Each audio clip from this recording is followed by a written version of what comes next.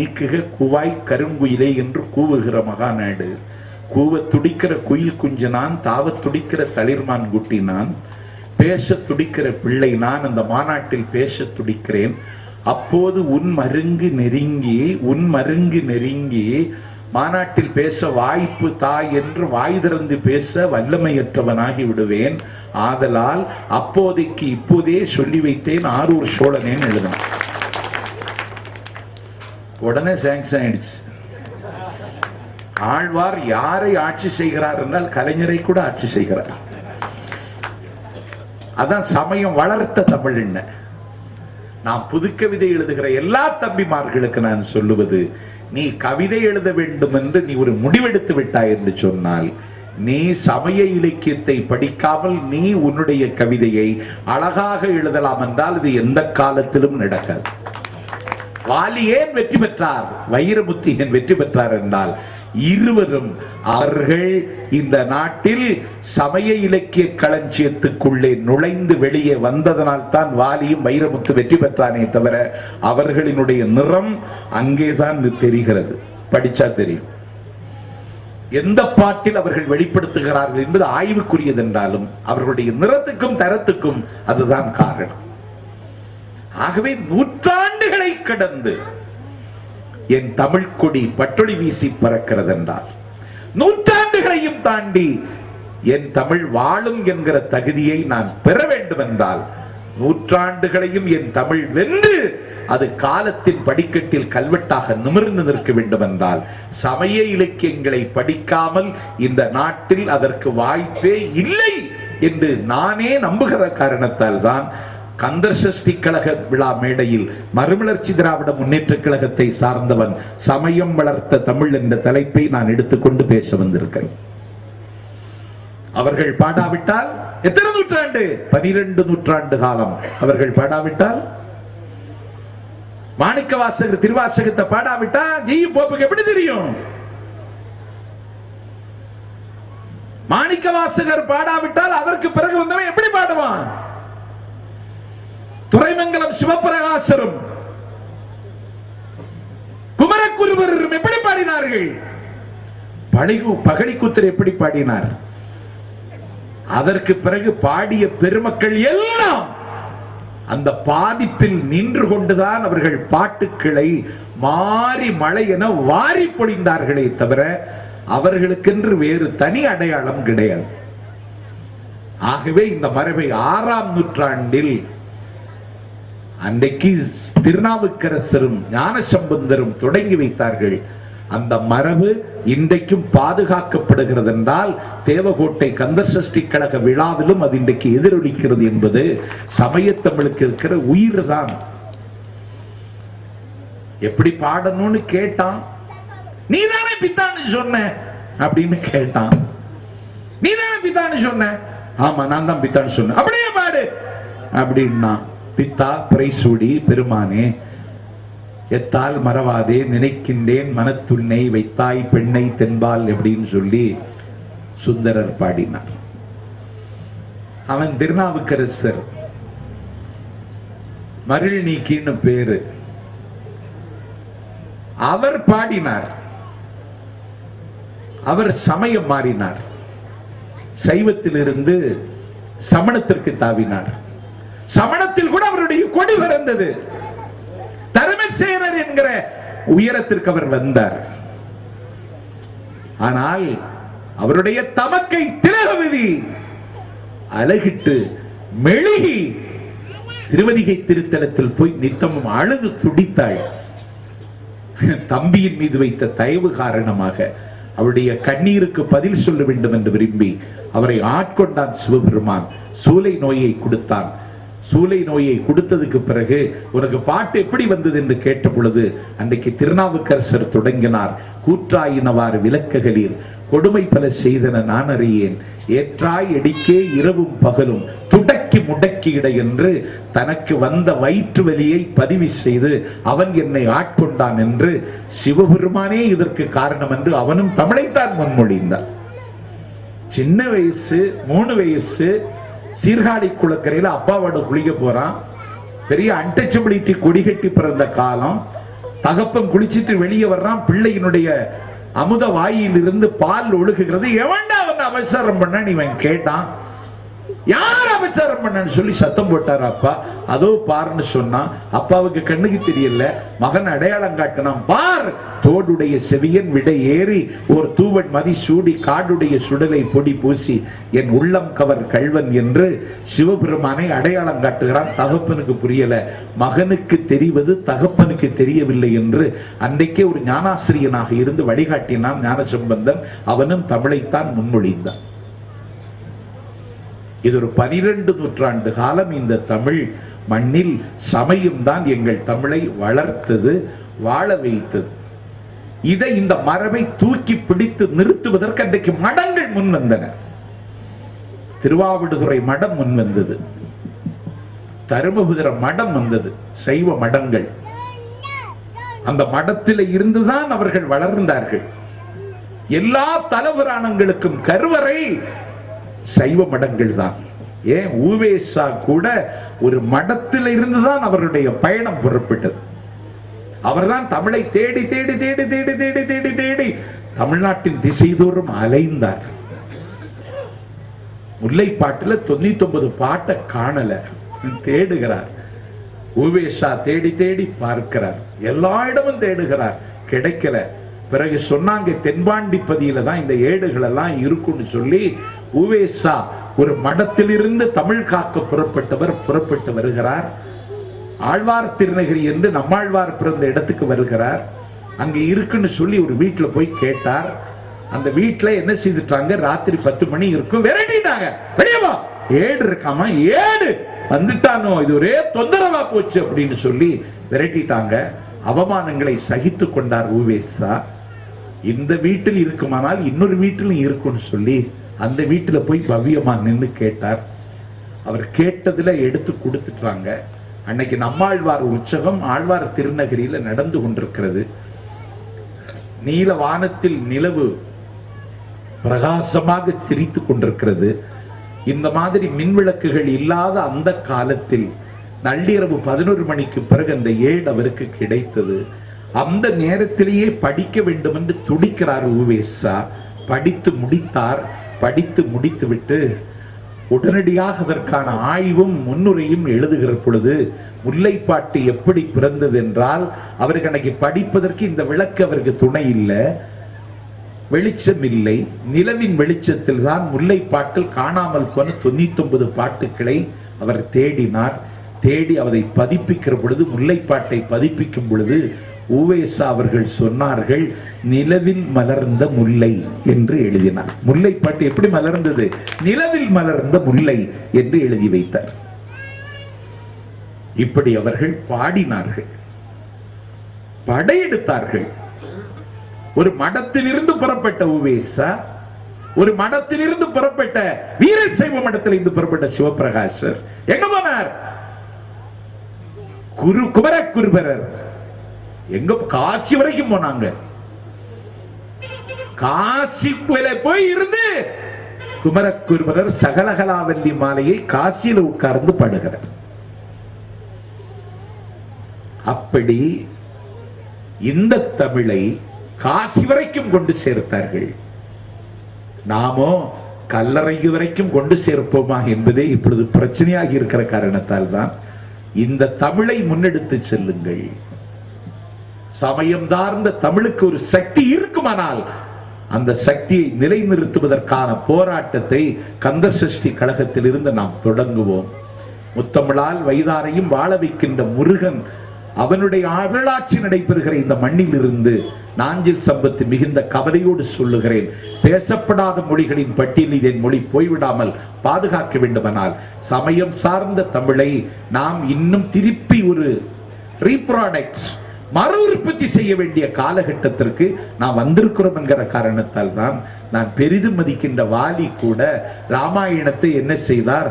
அவதார புருஷன் என்று சொல்லி மடைமாற்றம் செய்து எழுதினார். மகாபாரதத்தை என்ன செய்து விட்டார்? பாண்டவர் பூமி என்று சொன்னார். பாகவதத்தை என்ன செய்தார்? மீண்டும் ஆனந்த விகடலை கிருஷ்ணன் கதையாக அவர் எழுதி முடித்தார். அப்ப சமயம் சார்ந்த அந்த மரபை இன்றைய புதுக்கவிதை கோலோச்சுகிற காலகட்டத்திலும் நிலைநிறுத்த வேண்டும் என்கின்ற வைராக்கியமும் வஞ்சினமும் வாலிக்கு இருக்கிறது என்றால் சமயம் அந்த மண்ணில் அந்த அளவுக்கு இந்த மண்ணிலே காலூன்றி இருந்தது. ஒரு சமயம் சார்ந்த பண்பாடும் சமயம் சார்ந்த மரபும் இந்த மண்ணில் பட்டுளி வீசி பறந்தது. அதனால்தான் டால்பின் அண்ணன் என்னை அழைச்சிட்டு வந்த உடனே சதீஷ் சொன்னார், அம்மா மேல ரொம்ப பக்தி வச்சிருப்பாரு. அம்மான்னு சொல்றது அவருக்கு அம்மாவை சொல்றேன். அப்படி என்னை கொண்டு போய் ஒரு புகைப்படம் எடுக்க சொன்னார். பால் நினைந்து ஊட்டும் தாயினும் சால பறிந்து பாவியனுடைய ஊனினை உருக்கி உள்ளொளி பெருக்கி உலப்பில ஆனந்தமாய தேனினை சொரிந்து புறம்புறம் தெரிந்த செல்வமே சிவபெருமானே, யான் உன்னை சிக்கன பிடித்தேன், எங்கு எழுந்து அருளுவது இனியே என்று கேட்டார் மாணிக்க வாசகன். அந்த பால் நினைந்தூட்டும் தாயினும் சால பறிந்து அப்படின்னு இறைவனை கொண்டாடினார்கள். அறம் சார்ந்த ஒரு வாழ்க்கைக்கு சமய தமிழ் தான் இந்த நாட்டில் வித்திட்டது. அன்பு கேள்விக்குறியாகி அறம் சார்ந்த வாழ்க்கை இன்றைக்கு ஆபத்திலே சிக்கி இந்த நிலைமை என்ன ஆகும் என்று சொல்லக்கூடிய கேள்விக்குறி விசுரூபம் எடுத்திருக்கிற காலத்தில் குளிர் தூங்கக்கூடிய குற்றாலத்தில் போய் மாணிக்க வாசகர் நிற்கிறான். அவன் சிவபெருமானை பார்க்கிறான். குற்றாலத்தில் குறும்பலா ஈசனை அவன் கேட்டான், உனக்கு என்ன வேணும் அப்படின்னு கேட்டான். முதலமைச்சர் பதவி தரட்டுமான்னு கேட்டான். அதெல்லாம் 5 வருஷத்துக்கு ஒருக்க மாத்திருவாங்க, வேண்டாம் அப்படின்னு சொன்னான். ஜனாதிபதி பதவி தரட்டுமான்னு கேட்டான், வேண்டாம், அதெல்லாம் ஊனமுற்றவர்களுக்காக ஒதுக்கப்படுகிற பதவி வேண்டாம். அப்ப என்ன வேணும் அப்படின்னு கேட்டான். கவர்னர் பதவி தரட்டுமா, அதெல்லாம் வேண்டாம், அரசியல்ல காயடிக்கப்படுகிறவர்களுக்கு கொடுக்கிற கௌரவம் தேவையில்லை, என்ன வேணும் அப்படின்னு கேட்டான். அப்பதான் மாணிக்க வாசகன் சொன்னான், உற்றாரை யான் வேண்டேன், ஊர் வேண்டேன், பெற்றாரை யான் வேண்டேன், கற்றாரை யான் வேண்டேன், கற்பனவும் இனி அமையும் குற்றாலத்து அமர்ந்துரையும் கூத்தார். சமய தமிழை பாருங்க, ரத்தம் சிந்தி சாதிக்க முடியாத புரட்சி ஒரு தமிழ் செய்தது. உங்களுக்கு ஒரு உண்மை சொல்லட்டுமா? திருநெல்வேலியில நாத்திக மகாநாடு நடக்குது. பேசினவ யாரு தெரியுமா? பாலசுப்ரமணியம்னு. சமயம் வளர்த்த தமிழ்னா விளையாட்டு இல்ல. திருநெல்வேலியில திராவிடர் கழகம் சார்ந்த கடவுள் இல்லை, இல்லவே இல்லை. கடவுளை கற்பித்தவன் முட்டாள், பரப்புகிறவன் அயோக்கியன், வணங்குகிறவன் காட்டுமிராண்டி என்று நாத்தலும் வேற நாத்திகம் பேசக்கூடியவர்களுடைய கருப்பு சட்டை மகாநாட்டில் ஒருவர் பேசுகிறார். அவன் பிறகு திருவாசகத்தை படிக்கிறான். அவர் பேர் பாலசுப்ரமணியம். அவர் திருவாசகத்தை படிச்சு எதை படிக்கிறார்? இந்த பாட்டத்தை படிக்கிறார். இந்த பாட்டை படிக்கிற பொழுது அவன் ஜி போப்ப மட்டும் இல்ல, நாத்தலும் பேர நாத்திகம் பேசக்கூடிய பாலசுப்ரமணியத்தை உருக்கிடுச்சு. அவன் என்ன கேட்டான்? எனக்கு வேணும், என்ன வேணும்? எனக்கு கன்று போட்ட பசுவினுடைய மனம் வேணும்னு கேட்டான். அது என்ன கன்று போட்ட பசுவினுடைய மனம்? இப்ப தேதி பெண்களுக்கெல்லாம் பிரசவ தேதிய கடவுள் தீர்மானிப்பதில்லை, சர்ஜன் தான் தீர்மானிக்கலாம். பசுவுக்கு அந்த வாய்ப்பு இன்னும் வரல. பசுக்கள் புண்ணியம் செய்திருக்கின்றன. பசுவுக்கு வலி வந்துட்டது, அழுகிறது. அதன் கண்ணீரை துடைக்க அருகில் யாரும் இல்லை. அதற்கு வலி வந்த விவரம் கூட அதை வளர்ப்பவர்களுக்கு தெரியவில்லை. அது தோட்டத்தில் ஒரு தரையில் கட்டப்பட்டிருக்கிறது. எழுந்து நிற்கிறது. கால் மூட்டை ஊன்றிக் கொண்டு நிலை தடுமாறுகிறது. இந்த பக்கம் சரிகிறது, அந்த பக்கம் சரிகிறது. அம்மா என்று சொல்லி கதறுகிறது. புலக்கடை தோட்டத்திலிருந்து அதை வாஞ்சியோடு வளர்க்கிற அந்த தாய் ஓடி போகிறாள். ஒரு குழந்தையை ஈனுவதற்கான போராட்டத்தை அது அங்கு நிகழ்த்தி கொண்டிருக்கிறது. 3 மணி நேர போராட்டம். அவள் வழிபடுகின்றாள் இறைவனை. முதல் பாலை கொண்டு போய் உனக்கு அபிஷேகம் செய்கிறேன் என்கிறாள். அவளே அழுது விட்டாள். அழுது அழுது இரத்தம் கசிகிறது பிறப்புறுப்பில் இருந்து. என்ன ஆயிற்று என் ஆவிற்கு அவள் அழுகின்றாள். அதற்கு பிறகு குழந்தை பிறந்து கீழே விழுந்து விடுகிறது. அப்பா, அதற்கு நிம்மதி வருகிறது.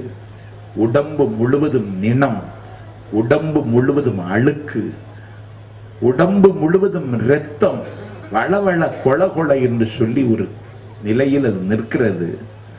இந்த பூமிக்கு புதிதாக வந்த அந்த கன்று, அந்த பசு அதை பக்கத்தில் போய் நின்று அதை நாவாலே நக்கி நக்கி 3 மணி நேர போராட்டத்திற்கு பிறகு அந்த குழந்தையை 6 மணி நேரம் நாவாலே நக்கி நக்கி நக்கி துடைத்து துடைத்து துடைத்து 6 மணி நேரத்திற்கு பிறகு பார்த்தால் அன்று அலர்ந்த மலர் போல அந்த கன்றுக்குட்டி சிரித்து கொண்டு நிற்கிற காட்சியை மாணிக்க வாசகர் பார்க்கிறார். உலகத்துல இதற்கு ஈடான அன்பு உலகத்தில் இனி ஒன்று இருக்குமா அப்படின்னு கேட்டுட்டு எனக்கு என்ன வேணும்னு கேட்டா இது எதுவும் எனக்கு தேவையில்லை. எனக்கு தேவை அந்த கன்று போட்ட பசுவினுடைய மனம் எனக்கு வேண்டும். கற்றாவின் மனம் போல கசிந்துருக வேண்டுவனே அப்படின்னு கேட்டான். இந்த பாட்டை படிச்சு ஜீப்பு புருகுனா கூட ஆச்சரியம் இல்லை. ஏன்னா அவன் லிங்குஸ்டிக்ஸ், அவன் மொழியியல் ரீதியாக பெரிய மன்னன். அவன் திருவாசகத்தினுடைய மொழிபெயர்ப்பில் அது உச்சத்தை தொட்டது. அது அவன் தன்னுடைய முகவரியிலே ஆங்கிலத்தில் பதிவு செய்வான். ஆனால் நாத்தலும் வேற. நாளெல்லாம் நாத்திகம் பேசிய பாலசுப்பிரமணியம் என்கிற நாத்திகன் அதை படித்துவிட்டு அதற்கு பிறகு நாத்திகன் என்கிற வேடத்தை அவன் கலைத்துவிட்டு அவனும் திருவாசகத்தை மொழிபெயர்த்தான் என்றால் சமயம் அந்த அளவுக்கு இந்த மண்ணில் மனிதனை மடைமாற்றம் செய்திருக்கிறது. இது ஒரு தமிழ் தான் செய்தது. நான் சமயத்தை சொல்லல, அதான் சொன்னேன்.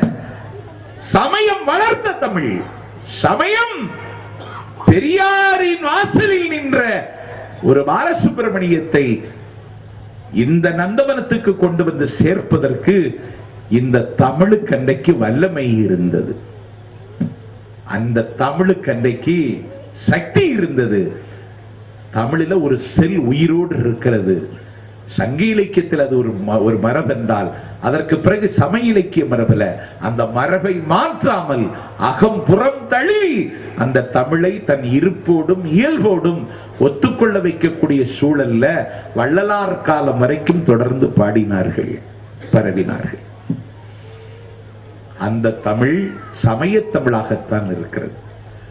அதனால நாம் என்ன செய்ய வேண்டும் என்று சொன்னால் ஒவ்வொரு நூலாக எடுத்து அண்ணன் டால்பின் ராமநாதன் தொடங்கி இருக்கிற இந்த ஞான வேள்விய இன்னும் திருவிசைப்பா பல பேருக்கு தெரியாது. 8ஆம் திருமுறை நினைக்கிறேன், 9வது திருமுறை திருப்பல்லாண்டு பல பேருக்கு தெரியாது.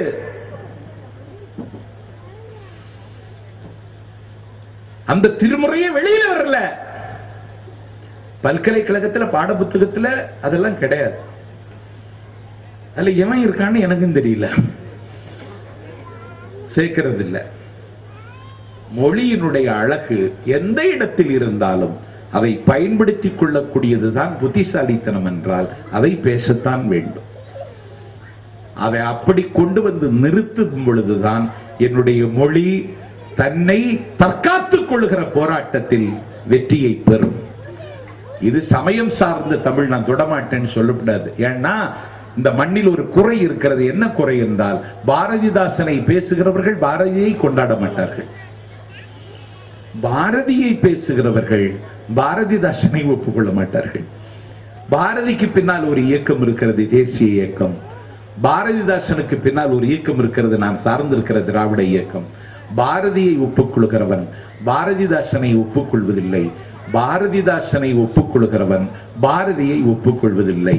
ஆனால் பாரதிதாசனை தன்னை பாரதிதாசன் என்று பெயர் மாற்றிக் கொண்டார். வாணியம்பாடி முத்தமிழ் கல்லூரியில் ஒரு வழக்காடு மன்றம். பாரதிதாசன் தன்னை பாரதிதாசன் என்று சொன்னது குற்றம் என்று வழக்கு. அப்படி ஒரு வழக்கை நான் நடத்தினேன். அப்படி என்றால் அவன் நிறம் என்ன, அவன் கொள்கை என்ன, அவன் நெஞ்சத்தில் இருந்த வைராக்கியம் என்ன, அவன் போய் இந்த பாரதி அவன் ஏன் ஒத்துக்கிடணும்? அவனுக்கு என்ன அவசியம் வந்தது? ஏன் பாரதிதாசனை மாத்திக்கிட்டான். ஆனா நாம் மாற தயாரில்லை. பாரதியை கொண்டாடுகிறவர்கள் பாரதிதாசனையும், பாரதிதாசனை கொண்டாடுபவர்கள் பாரதியையும் கொண்டாடாத இந்த மண்ணில் ஒரு பின்புலம் இருந்தால் மட்டும்தான் ஒரு இலக்கியம் பேசப்படும் என்கிற நிலைமை இருக்குமானால் தமிழ் வளராது. ஆகவே சமயத்தமிழை பேசுவதற்கு சம்பத்திற்கும் தகுதி உண்டு என்று கந்தர் சஷ்டி கழகம் ஒப்புக்கொண்டிருக்கிறது என்றால் உண்மையான கழகம் இப்போது இதாகத்தான் இருக்கிறது என்று நான் கருதுகிறேன். இதை பேசுகிற வாய்ப்பை நீங்கள் எனக்கு தந்திருக்கிறீர்கள். இந்த சமயாச்சாரிய பெருமக்கள் என்று சொல்லக்கூடிய அந்த மரபுகள் அதிலேதான் சிவவாக்கியர் போன்ற சித்தர்கள் வந்தார்கள். நான் சொன்ன நவாபு காலத்துக்கு பிறகு, விஜயநகர சாம்ராஜ்யம் காலூன்றியதற்கு பிறகு, மாலிகப்பாரினுடைய படையெடுப்பிலே தமிழர்கள் அம்மனமாகி கொண்டிருந்த காலத்தில் தமிழ் பாதுகாக்கப்பட்டது என்று சொன்னால், தமிழ் தன்னை இழக்காமல் இருந்ததென்றால் அன்றைக்கு 18 சித்தர்கள் தான் காப்பாற்றினார்கள். அவர்களும் சமயம் சார்ந்தவர்களாகத்தான் இருந்தார்கள். இது வாரியார் காலம் வரைக்கும் அது பாதுகாக்கப்பட்டு வந்திருக்கிறது. அது வருகிற தலைமுறைக்கும் 21ஆம் நூற்றாண்டினுடைய தலைமுறைக்கும் உச்சி வரைக்கும் கொண்டாடப்பட வேண்டும் என்றால் நாம் சமயம் சார்ந்த தமிழை நவீன தமிழோடு ஒப்பிட்டு அதை முன்னெடுத்து செல்ல வேண்டிய வரலாற்று கடமையை நாம் ஒவ்வொருவரும் செய்வதற்கு முன்வர வேண்டும் என்று நாஞ்சில் சம்பத் என்கிற தமிழ் தொண்டன் என் உயரத்தை மறந்து உங்கள் காலில் மாலையாக விழுந்து நான் விண்ணப்பம் செய்கின்றேன். இதுல வேற ஒன்றும் நோக்கம் இல்லை. ஆகவே சமயத்தமிழ் என்று நான் பேச வந்துவதற்கு காரணமே அதுவாகத்தான் இருந்தது. நாகரிகமும் அதில் இருந்தது, பண்பாடும் அதில் கொடிகட்டி பறந்தது. அந்த நயத்தக்க நாகரிகம் சேக்கிழார் கால தமிழகம்னு எனக்கு சேக்கிழார் விழாவில் எனக்கு தலைப்பு தந்தார்கள். சேக்கிழார் காலத்தில் இருந்த தமிழகம் இன்னைக்கு இல்ல. அவர் 63 அடியார்களுக்கு இந்த நாட்டில் ஒரு விதமான மரியாதை இருந்தது. அதை அவர்கள் பேசினார்கள். தொண்டர்தன் பெருமை அவன் சொன்னான் சேக்கிழார். அதை வைத்து ஒரு காப்பியம் அவர் செய்தார். எல்லாம் ராமாயணமா, அது வடபுலத்தில் இருந்து இறக்குமதி செய்யப்பட்டது. மகாபாரதமா, அது வடபுலத்தில் இருந்து இறக்குமதி செய்யப்பட்டது. ஏன் கச்சியப்ப சிவாச்சாரி எழுதிய கந்தபுராணமா, அதுவும் வடபுலத்தில் இருந்து இறக்குமதி செய்யப்பட்டது. தமிழின் அடையாளத்தோடு பிறந்த காப்பியம் சேக்கிழார் எழுதிய பெரிய புராணம் மட்டும்தான். இது வடமொழிக்கு மொழிபெயர்க்கப்பட்டது. அவன் தொண்டர்களுடைய கதையை பாடினான். ஆகவே பாட்டுடை தலைவனாக இறைவனை மட்டுமல்ல, எங்கள் சமய தமிழில் ஒரு தொண்டனையும் கொண்டாடுகிற மரபையும் சமய தமிழ்தான் இந்த மண்ணில் தொடங்கி வைத்தது என்பதும் எங்கள் சமய இலக்கிய வரலாற்றில் மறக்க முடியாத அத்தியாயம். ஆகவே சமயத்தமிழ் என்பது 6ஆம் நூற்றாண்டில் இருந்து வள்ளலார் காலம் வரைக்கும் 12 நூற்றாண்டு காலம் தமிழின் அந்த கொடி பட்டொளி வீசி பறந்தது. அந்த கொடி நிழலிலே எங்கள் தமிழ் வான் உயர வளர்ந்தது. எல்லா திசைகளிலும் தமிழ் தன்னுடைய அடையாளங்களை பதிவு செய்தது. கடல் கடந்து திருவண்ணாமலையிலே மட்டுமல்ல, யாழ்ப்பாணத்துக்கு பக்கத்தில் போய் திருக்கேதீஸ்வரத்தில் எங்கள் கொடி பறந்தது. திருவோணமாமலையில் எங்கள் கொடி பறந்தது.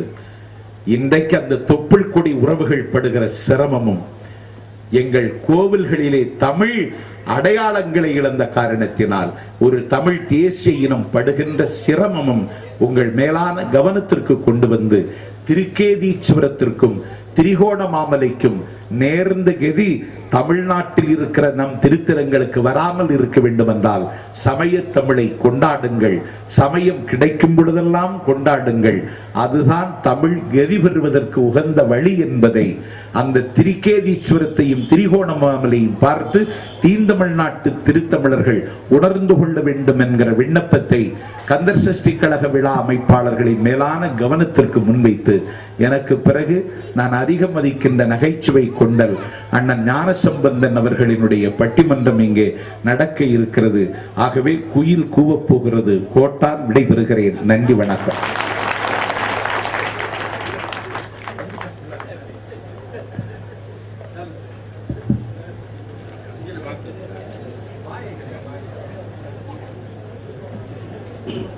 அடுத்த முறை வரும் விழா அது நமது நாட்டுக்கோட்டை நகரத்தார்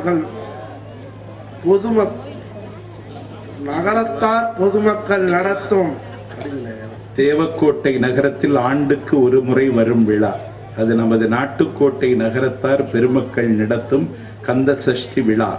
நாடே புகழும் இந்த நல்விழா.